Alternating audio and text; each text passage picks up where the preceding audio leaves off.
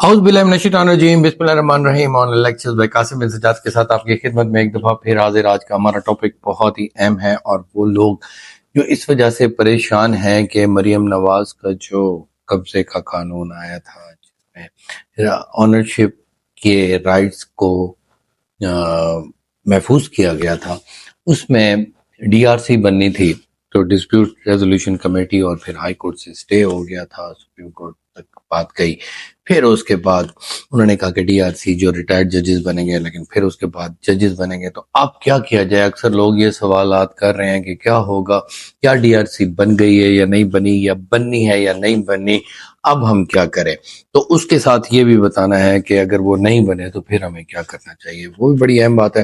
तो आप लोगों से गुजारिश ये है कि बहुत ही अच्छा कानून था जिसमें एक कमेंट मुझे ये भी मिला है कि उन्होंने कहा है कि पहले एक दफ़ा एक बंदे को हमें पटवारी को पैसे देने पड़ते थे, अब 7-8 जगह हमें देने पड़ेंगे। हाँ, इसमें ये सिस्टम तो है कि आपको एक वकील करना पड़ेगा, वो एक रिट पिटीशन करेगा सेशन जज को, वो फिर जाएगा डिप्टी कमिश्नर को, डिप्टी कमिश्नर फिर जाएगा आगे दरखास्त को फॉरवर्ड करेगा जो एसी के पास होती हुई फिर जनाब पटवारी के पास दोबारा आएगी और फिर उसकी रिपोर्ट होगी। लेकिन उसमें एक बेहतर एक ये चीज़ है कि वो बेहतर इस अंदाज से है कि आपको ये हल मिलता है कि आप अदालत में आ जाते हैं और कोई हक की बात फौरी तौर पर मिल जाती है। तो उसमें ऑनरशिप राइट्स को बड़ा अच्छे तरीके से किया गया है, लेकिन हर किसी के प्रोस एंड कॉन्स होते हैं, फायदे भी होते हैं, नुकसानात भी होते हैं।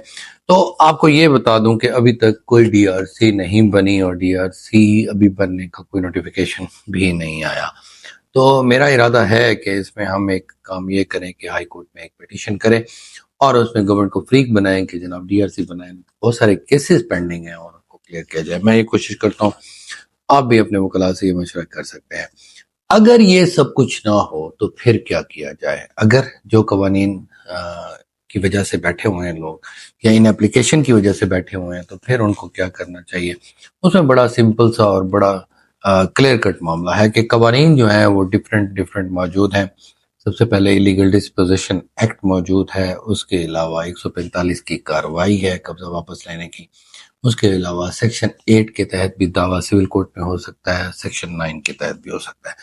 तो वो भी मैं डिस्कस छोटा सा कर देता हूँ कि लेकिन उसमें यह है कि 145 की कार्रवाई जो होगी उसमें विद इन 2 मंथ्स कोई वकवा हो तो उसको आप कर सकते हैं। सेक्शन 8 जो है उसमें आपका टाइटल होना चाहिए और सेक्शन 9 में आपका टाइटल ना हो तब भी आप दरखास्त दे सकते हैं, दावा कर सकते हैं विद इन 6 मंथ्स।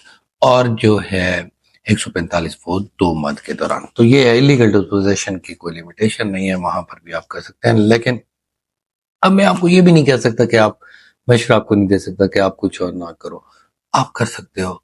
आप ये कार्रवाई भी कर सकते हो, अगर वो डीआरसी एक्टिव होगी तो वो सारे मामलात को खुद भी टेकअप कर सकती है।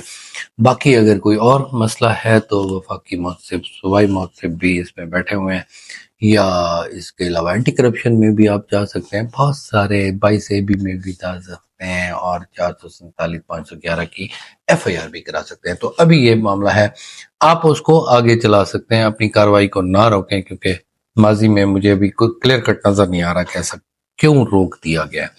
रोकना नहीं चाहिए, एक्टिव करना चाहिए। मरीम नवाज साहबा, मैं आपका बहुत इस एक्ट को लाइक कर रहा हूँ और मैं ओपन कह रहा हूँ। कुछ लोग इतराज़ात भी कर रहे हैं लेकिन मैं नहीं कर रहा। आप प्लीज इसको कैरी ऑन करें। Thank you very much. Take care of yourself. Allah.